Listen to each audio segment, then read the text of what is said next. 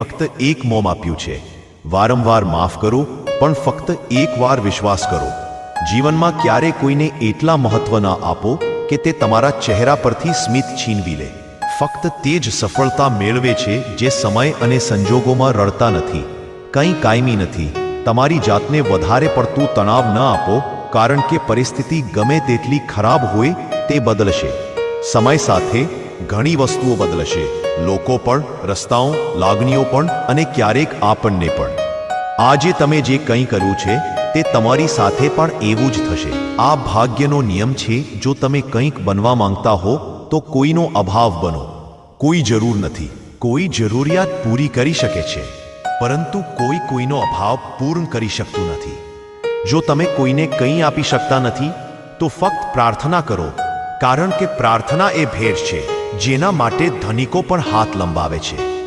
જ્યાં પણ તમને લાગે કે બીજા તમારા કારણે પીડાઈ રહ્યા છે, ત્યાંથી દૂર જવું વધુ સારું છે. છેતરપિંડી અને પાપ ફક્ત એટલું જ કરો જેટલું તમે સહન કરી શકો, કારણ કે કુદરત કોઈને છોડતી નથી. દરેકનો હિસાબ લેવામાં આવે છે. તે ફક્ત પૃથ્વી પર જ થાય છે. જો તમે કોઈ દુશ્મન નથી, એનો અર્થ એ કે તમે એવી જગ્યાએ પણ ચૂપ હતા જ્યાં સત્ય બોલવું ખૂબ જ મહત્વપૂર્ણ હતું.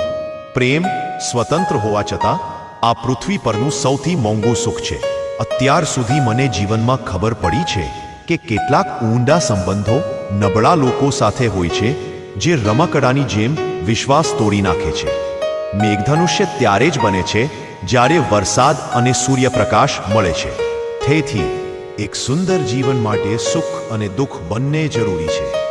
વ્યક્તિ ચિંતા અને તણાવ ત્યારે જ અનુભવે છે જ્યારે તે પોતાના માટે ઓછું અને બીજા માટે વધુ જીવે છે. જે ક્ષણ તમને ઠોકર ખાય છે તેની ટીકા ન કરો, પરંતુ તેને કદર કરો, કારણ કે તે તમને જીવવાનું શીખે છે.